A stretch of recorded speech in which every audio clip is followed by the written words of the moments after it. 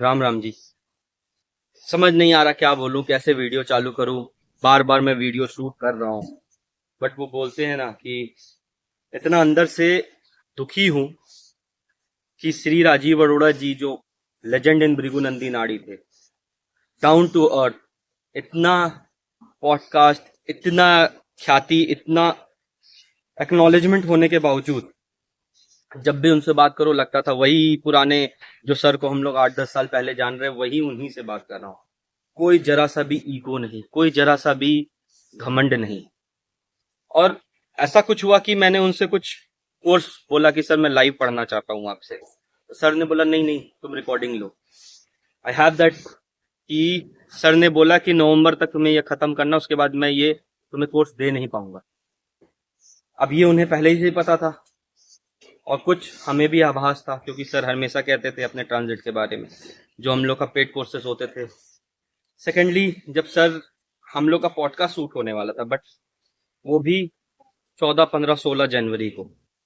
Now इसमें हम लोग अपना बेगुनंदी नाड़ी का कोर्स मेरे प्लेटफॉर्म पे लॉन्च करने वाले थे, जो कि एट प्रेजेंट मैं साफ बता देता हूँ ये मैं पोस्टपोन कर रहा हूँ। As a token of gratitude to sir, I want जो भी ये वीडियो देख रहे हैं, इसके बाद सर का जो क्लिप्स रील्स आएंगे, वो जो भी लोग देख रहे हैं वो जाके सर का अभी भी ऐप पे पेड कोर्सेज हैं जो कि रिकॉर्डेड कोर्सेज है, आप लोग वहां से परचेस करके as a token of gratitude to Rajiv sir and his family आप वहां पे सीखिए। आपके पास बहुत ही अच्छा समय है कि आप उस लेजेंड से सीख सकते हैं, क्योंकि उनका उपाय देने का टेक्निक भी अलग था। ही इज नॉट समवेयर जो घिसा पिटा उपाय जो है वो दे दिए। वो कहते थे यार इनोवेट करो, समझो प्लैनेट क्या चाह रहा है, क्या नहीं चाह रहा है, जो चाह रहा वो करो, वही उपाय है। आप लोग अक्सर प्लैनेट का नेगेटिव पार्ट लेते हो, पॉजिटिव पार्ट छोड़ देते हो। जैसे कि वो कहते थे सूर्य तीसरे घर में बैठा है तो उसका छोटा भाई नहीं होगा, और छोटा भाई है तो वो सही नहीं रहेगा। तो अक्सर बहुत जन उनके पास कंसल्टेशन, मेरे पास भी कंसल्टेशन के लिए इसलिए आते थे, मेरे छोटे भाई से नहीं बनती और सूर्य तीसरे घर में है। उसे साफ साफ समझाओ भाई ये तुम्हारा है, तुम अपने छोटे भाई से थोड़ा दूर रहोगे तो ही ये उसके लिए बेटर है। तो एस्ट्रोलॉजी को जो बोलते हैं ना कि पढ़ना नहीं समझना, एस्ट्रोलॉजी को जीना। वो कहते थे कि यार तुम्हारे साथ क्या हो रहा है, एक बार प्रश्न पद्धति लगाओ, क्योंकि हमने रहस्यम में रिसर्च किया है, प्रश्न पद्धति में एक्सटेंसिव रिसर्च है। जो आप देख रहे होगे मेरे चैनल में कि कैसे हम प्रिडिक्शन देते हैं कि मैच में कौन जीतेगा, उस पर एक्सटेंसिव रिसर्च है। बहुत सारे चीज पे रिसर्च है जो कि सर आने वाले टाइम में आउट करने वाले थे, फाइनेंशियल एस्ट्रोलॉजी, वीनस। बट जो हमारे पास अभी है वो यही है कि सर का रिकॉर्डेड कोर्स है, और आप लोग जाइए रिकॉर्डेड कोर्स लीजिए। उससे सर के फैमिली को भी हम लोग काफी अच्छे से सपोर्ट कर सकते हैं, और सर को भी as a token of gratitude हम लोग याद कर सकते हैं। कल ऐसा कुछ हुआ कि वो हमारे सपने में भी आए और सर ने हमें कुछ पास ऑन भी किया और कहा कि एक लंगर मेरे नाम से जरूर करना सूरज। बस इतना ही, और कुछ बातें जो मैं प्लेटफॉर्म पे शेयर नहीं कर सकता हूँ। तो अब क्या है कि 14, 15, 16 जब मुझे अपना भृगुनंदी नाड़ी कोर्स लॉन्च करना था, उसी टाइम मैं सर के लिए लंगर करने वाला हूँ। और भृगुनंदी नाड़ी कोर्स को मैं पोस्टपोन करके आफ्टर मार्च करूंगा, क्योंकि it's like my Guru figure, mentor. क्योंकि ये चैनल जो आप देख रहे हो इसमें पहला पॉडकास्ट भी राजीव सर ने दिया था। और नॉट ओनली दैट, ये तो बस एक छोटा सा ग्लिम्स है। इसके वेबसाइट को खरीदने तक के लिए मुझे उन्होंने गाइड किया था। एनी डेस्क में बैठ के वो पूरा वेबसाइट बोले थे बनाएंगे, everything, every bits and pieces, the planning you see behind the channel, channel को कैसे मैंने मोनेटाइज किया, ये सारे राजीव सर का किया हुआ है। I am not just telling you that, that is literally the truth. Because जो मुझे जानते हैं, जो राजीव सर को जानते हैं, वो हम लोग का बॉन्ड को भी जानते हैं। Not only that, I want you all to see the upcoming video of Rajiv sir, learn from him, और देखिए कैसे सटीकता से वो भृगुनंदी नाड़ी को एक्सप्लेन करते हैं। और साथ ही साथ मैं आप लोग से ये भी निवेदन करूंगा, प्लीज चैनल को लाइक से सब्सक्राइब करिए। और मैं ही नहीं, उनके कई सारे एक्सीलेंट स्टूडेंट हैं जो उनके ज्ञान को आने वाले समय में सबके सामने लाएंगे और आगे बढ़ाएंगे। उनका एक कहना था कि हम लोग तो एक चक्र में आते जाते रहेंगे, बट जो हम लोग छोड़ जाते हैं वो विजडम, वो हमेशा रहेगा। सो जय श्री राम। और नेक्स्ट आप राजीव सर का पॉडकास्ट।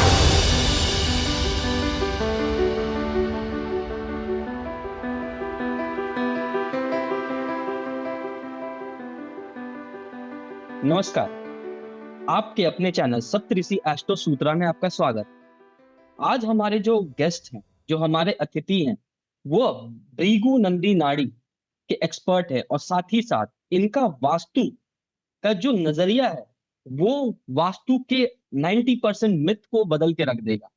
आज जिस प्रकार हम YouTube में देख रहे हैं कि एस्ट्रोलॉजी और रेमेडी शॉर्ट्स के द्वारा हो रहे हैं, वास्तु शॉर्ट के द्वारा चेंज हो रहा है, बट जब हम अभी इनसे आने वाले टाइम में सुनेंगे कि वास्तु किस तरीके से आपकी कुंडली से इनग्रेन्ड है और क्या हम उसे बदल सकते हैं, क्या उसका हम रेमेडी कर सकते हैं।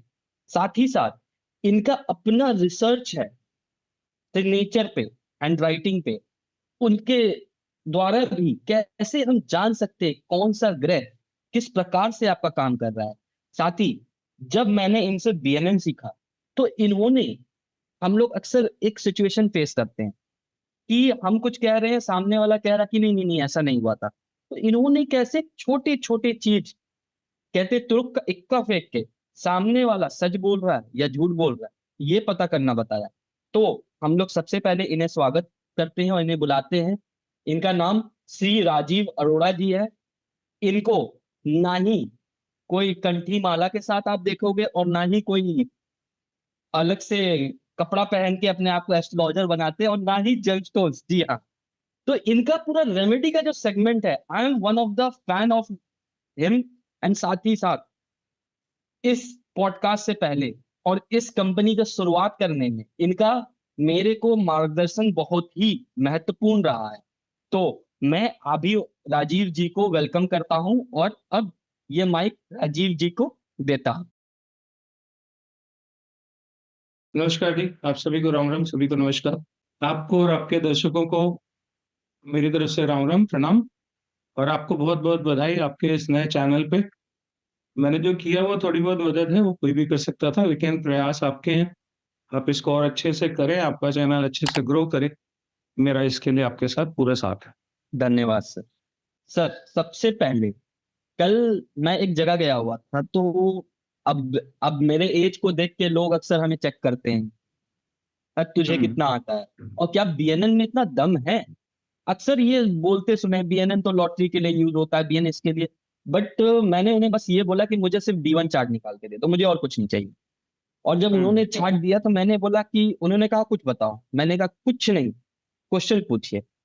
क्योंकि जब तक सामने से क्वेश्चन नहीं रहेगा तो हम फिर हवा में तीर चला रहेगा। तो उन्होंने बहुत ही स्पेसिफिक हमसे क्वेश्चन पूछा कि इसका पढ़ाई क्या हुआ है। अब मुझे नहीं पता था कि वो ज्ञानी व्यक्ति अपना ही चार्ट दिखा रहे थे और सन 1947 के पैदाइश थे। तो मैंने कहा 1947, हाँ। और मैंने कहा कि पहले मैंने उनका चार्ट देखा, चार्ट से मरकरी और जुपिटर मैंने फिर देखा, मैंने निकाला, मैंने कहा ये बीकॉम किए होंगे और एक हाई चांसेस है कि ये अपने स्कूल लाइफ में भी एक बार बैक लगे होंगे और एक बार ग्रेजुएशन में भी बैक लगे होंगे। तो वो चुप थे एकदम। फिर पूछे अच्छा ये काम क्या किया, तो मरकरी जैसे कि रेट्रोग्रेड। मैंने बोला इसने जो पढ़ा वो काम नहीं किया। तो बोले क्या किया, स्पेसिफिक बताओ एकदम। और ये सब कोई अक्सर पूछते हैं कि सर मेरा करियर ट्रैजेक्टरी क्या रहेगा। तो मैंने बोला सर इनका सैटर्न से 7th में मार्च था, मैंने बोला कुछ मैकेनिकल से रिलेटेड काम रहेगा और केतु भी अटैच था ट्राइन में। तो मैंने देख के बस ये बोला कि ये जो भी काम किए होंगे ना बहुत स्पेशलाइजेशन होगा। और सैटर्न भी उनका रेट्रोग्रेड था। मैंने बोला इनको जीवन में बहुत बार अपना सैटर्न 10th हाउस में बैठ के रेट्रोग्रेड, मैंने बहुत बार अपना ये चेंज किए होंगे पैटर्न, सब चेंज करते। तो मुस्कुरा के बोलते हैं कि बेटा वो मैं ही हूं, मैंने 3 बार और सारे मैकेनिकल काम किया, मंगल का ही काम किया और 3 बार एकदम पीक पे आके मैंने छोड़ दिया। और लास्ट में वो पिछले 40 साल से एस्ट्रोलॉजर। तो मैंने फिर इन्होंने मुझसे बस ये बात बोला, ये बताओ ये किया कैसे। मैंने बोला सर यही बीएनएन की खासियत है, हम तो बस छोटे से हैं, हमारे हम जिनसे सीखे हैं वो तो ये भी बता देंगे शादी का रिश्ता कौन लेके आएगा और कौन कौन बैठा रहेगा और किस रास्ते से आएगा, शादी में कौन कौन नाराज होएगा। कौन कौन नाराज होएगा। तो मैंने हम्म। फिर आपसे तो कांटेक्ट बहुत दिन से कोशिश कर रहा था कि आपका मौका मिल जाए, टाइम मिल जाए। तो आज टाइम मिला है, तो सर इस चीज पे कुछ प्रकाश डालिए कि बीएनएन कितना डीप जा सकता है और बीएनएन से प्रेडिक्शन किस लेवल पे जा सकता है। देखिए, असल में क्या है कि एक होता है हमारा माइंडसेट। माइंडसेट किससे आता है? माइंडसेट आता है हमारी परंपराओं से, हमारी परवरिश से, है ना। तो ज्योतिष में हमारी परवरिश किससे हुई है? वैदिक से हुई है। ज्योतिष में हमारी जो परवरिश है वो जी वैदिक से ही होती है। Definitely sir. तो हमारा जो माइंडसेट है वो वैदिक का ही बनता है। शुरू में हर एस्ट्रोलॉजर जब एस्ट्रोलॉजी सीखना शुरू करता है तो वो वैदिक से ही शुरू करता है। Yes sir. आप 100 एस्ट्रोलॉजर उठा के देख लो, 90 की शुरुआत वैदिक से हुई होगी। क्योंकि सही ये बात। हमें बताया गया कि वैदिक से ही सब कुछ है। नो डाउट वैदिक इज मदर ऑफ ऑल। ज्योतिष का सारा समंदर वैदिक ही है, इसमें कोई शक नहीं। लेकिन असल में क्या है, जमाना बदल गया, बहुत सारी परंपराएं बदल गई, लेकिन हमारा माइंडसेट नहीं बदला। माइंडसेट क्या है? ज्योतिष तो सिर्फ वैदिक ही है, यस बहुत सर। डीप है, बहुत गहरा है। ठीक है। मैं अक्सर अपनी क्लास में एक बात बोलता हूँ या लोगों से जो सुनता हूँ वो दोनों मिला के बता रहा हूँ। एक साल जो ज्योतिष करता है वो कहते हैं मुझे ज्योतिष तो सारा आता है, बस थोड़ी बहुत क्लैरिटी चाहिए। 2 साल जी जब सर। वो ज्योतिष कर लेता है तो उसको लगता है कि यार अभी तो बहुत कुछ बाकी है। और जब वो 3 साल ज्योतिष कर लेता है तो उसको पता लगता है कि उसे कुछ नहीं आता। कुछ नहीं आता। चौथे साल से वो पढ़ाई शुरू करता है, अगर वो लग के पढ़ाई कर रहा है तो ज्योतिष एक ऐसा सब्जेक्ट है जिसमें जितना ज्यादा घुसते जाते हो वो उतना ज्यादा बिखरता जाता है। समंदर है यस ना। सर। नदी में तैरना, तालाब में तैरना और समुंदर में तैरना वो फर्क है। तो वैदिक जो है समंदर है। अब चक्कर क्या है कि आज के जमाने में हमें अपनी प्रॉब्लम्स का सलूशन चाहिए। जी सर। ठीक है।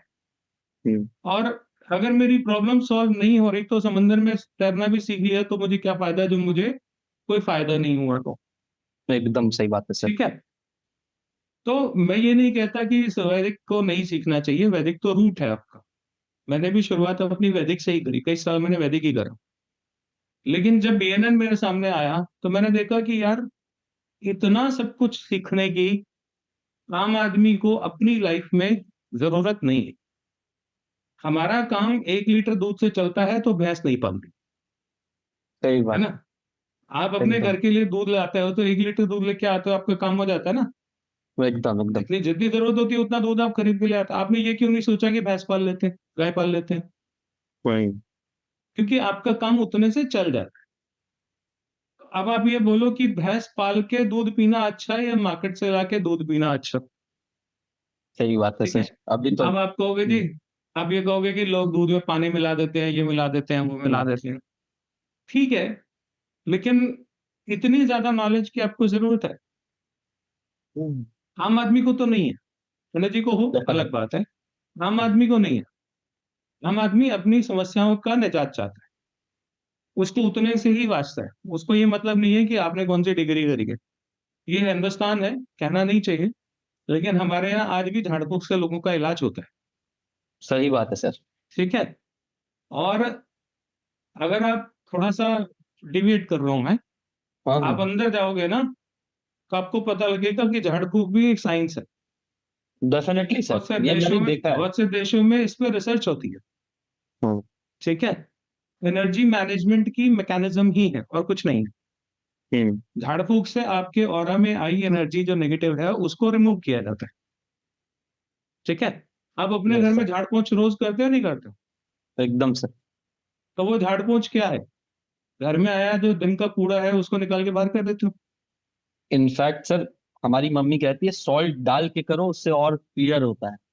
हाँ। तो हम क्या करते हैं, अपना ऑरा क्लियर करना हो तो हाथ में नमक लेते हैं, सर पे 7 बार उल्टा मारते हैं और उस नमक को बहा देते हैं। Yes sir. तो जैसे घर का झाड़ पोंछ होता है वैसे झाड़ फूक होती है। मुझे कोई चीज नहीं पता इसका मतलब वो दुनिया में है ही नहीं, ऐसा नहीं समझना चाहिए। डेफिनेट। मैं एक रामायण का एक बहुत अच्छा एपिसोड है, एक हिस्सा है रामायण का, कि जब मामा मारीच सोने का हिरण बन के आए हम्म तो राम जी पीछे पीछे चल दिए सीता जी के कहने पे। तो हम्म लक्ष्मण जी ने रोका कि भैया आपको तो पता है सोने का हिरण नहीं होता। लेकिन राम जी फिर भी उस सोने के हिरण के पीछे गए, गए कि नहीं गए? यस सर, एकदम एकदम सर। आप क्या आप ये कह सकते हो कि राम जी को ये बात नहीं पता था कि सोने का हिरण नहीं होता? पता तो थी सर। पता था ना, फिर भी वो गए एकदम। ना। क्यों गए? उन्होंने राम जी ने लक्ष्मण को जवाब क्या दिया, सुनने लायक वो है। उन्होंने ये कहा कि जिस चीज को हम विचार भी नहीं सकते, सोच भी नहीं सकते, इस प्रकृति ने वो कहीं ना कहीं ऑलरेडी रचा हुआ है। वाह। तुम्हें लगता है सोने का हिरण नहीं हो सकता, एक प्रकृति क्या कर सकती है तुम्हें उसका पूरा अंदाजा नहीं। तुम अपनी नॉलेज से, अपने ज्ञान से समझते हो कि ये पॉसिबल है और ये पॉसिबल नहीं। नहीं, सही बात। तो तुम्हें लगता है सोने का हिरण नहीं हो सकता, हम्म, प्रकृति क्या करा दे किसी को नहीं पता। तो हमें लगता है कि जो जितना भी हमारे पास है या जितना हम जानते हैं बस उतना ही दुनिया है, उतनी नहीं है। तो दुनिया उतनी नहीं है, उससे बहुत आगे है। तो पहला नियम जो है एक अच्छे स्टूडेंट का, सीखने वाले का, ये है कि वो जो भी है उसको पहले जांचे, समझे, परखे, सूत्र लगे, अप्लाई हो तो माने, नहीं तो छोड़ दे। सही बात है। है ना? तो मैंने बीएनएन जब शुरू किया तो मैंने देखा कि इसके सूत्र तो बिल्कुल खटाखट लगते, बहुत ज्यादा। बहुत ज्यादा लगते हैं। हम्म मैंने जिनसे सीखा था, मेरे गुरुजी जो हैं, उन्होंने मुझे इतना नहीं सिखाया था। जो भी टीचर होता है वो आपको एक विजन देता है, यस सर, सब कुछ कोई टीचर नहीं सिखा सकता। आप डेफिनेटली। अगर विजनरी हो, आप अगर उसमें अपना स्किल अप्लाई करते हो, तो एक समय वो आता है जब वो सब्जेक्ट आपसे बातें करने ट्रू सर। लगता है। आप ज्योतिष हो और आपके ग्रह आपसे बात नहीं करते, तो आप ज्योतिष नहीं बन सकते। आपने सुना होगा, मैं अक्सर बोलता हूँ किताबों से ज्योतिष नहीं सीखना। सही बात है। सुन के लोगों को बहुत अजीब लगता है। किताब में आत्मा नहीं होती, हम्म, किताब में आत्मा नहीं होती। किताब किताब हम आज के जमाने में जिसको किताब कहते हैं, ये पुराने जमाने में हमारे शास्त्र हैं, हाँ सर, है ना? तो शास्त्र तो बहुत पहले से है, डेफिनेटली। आज से तो नहीं है। सही लेकिन बात है फिर सर। भी जब सीखने जाते हैं तो गुरुकुल में जाते थे, तो घर ये में बात तो किताब है। लाके क्यों नहीं पढ़े? गुरुकुल क्यों गए? क्योंकि किताब कैसे पढ़नी है ये भी आपको कोई टीचर ही बता सकता है, सही गुरु बात है ही सर। बता सकता है। किताब अकेली आपको कुछ नहीं सिखा सकती। किताब आपके सिर्फ एक विजन को ब्रॉड करने का तरीका है, लेकिन अगर आप में स्किल नहीं है तो आप उसे ब्रॉड नहीं कर पाओगे। सही बात है। लकीर के फकीर बन के रह जाओ, ठीक है? और जहां तक सब्जेक्ट ज्योतिष की बात है, तो ज्योतिष इतना कंफ्यूजिंग कर दिया लोगों ने कि हर चीज को घुमाना, ज्योतिष में हम्म सिर्फ घुमाना ही एक स्किल रह गई है। ये तो बात जिसको सब मैं देख अक्सर सकते हैं सर। जिसको मैं अक्सर बोलता हूँ फिटोलॉजी, है ना? पिट्टोलॉजी। जहां पे कुछ नहीं चलता ज्योतिष में, वहां फिटोलॉजी चल जाती है। तो मेरा थोड़ा बैर रहा है फिटोलॉजी से हमेशा।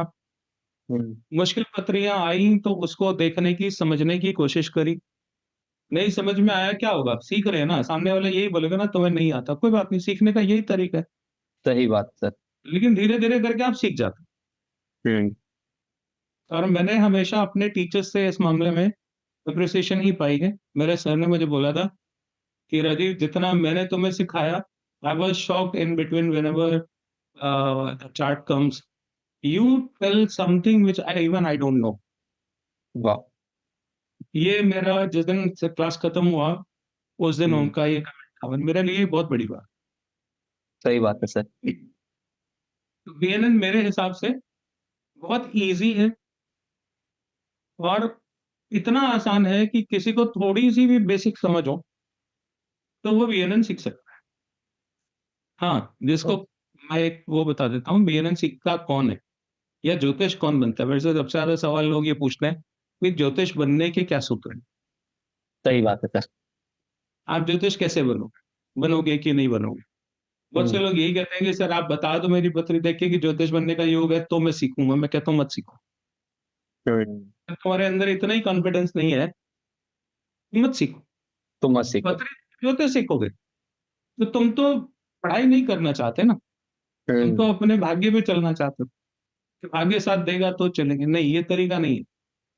अगर आप में अंदर सीखने की, ज्योतिष बनने की ललक है, आपको रोकना मुश्किल होगा। ट्रू सर, आप एकदम। रोक नहीं सकते, आपको सीखना ही पड़ेगा। फिलहाल ज्योतिष बनने के 3 सूत्र हैं। आपकी पत्री में जुपिटर केतु का योग हो, आपकी पत्री में बुध केतु का योग हो, आपकी पत्री में शनि केतु का योग हो। इनमें से कोई एक योग भी आपके साथ है। ये एक घर आगे पीछे भी हो सकते हैं और बीएनएन की युतियां जो है उनमें भी हो सकती हाँ, बीएनएन की यूटी है सर। है। बीएनएन की युति में अगर इनमें से कोई भी सूत्र आपकी पत्री में लगता है तो आप ज्योतिष बनोगे ही बनोगे, या कोई ना कोई स्किल आपको डेवलप करनी पड़ेगी। केतु बेसिकली एक स्किल का नाम है। हम केतु को जिस तरीके से लेते हैं, समझते हैं, केतु वो है नहीं। केतु स्किल का नाम है। वो कोडिंग भी हो सकता है, वो हेयर कटिंग भी हो सकता है।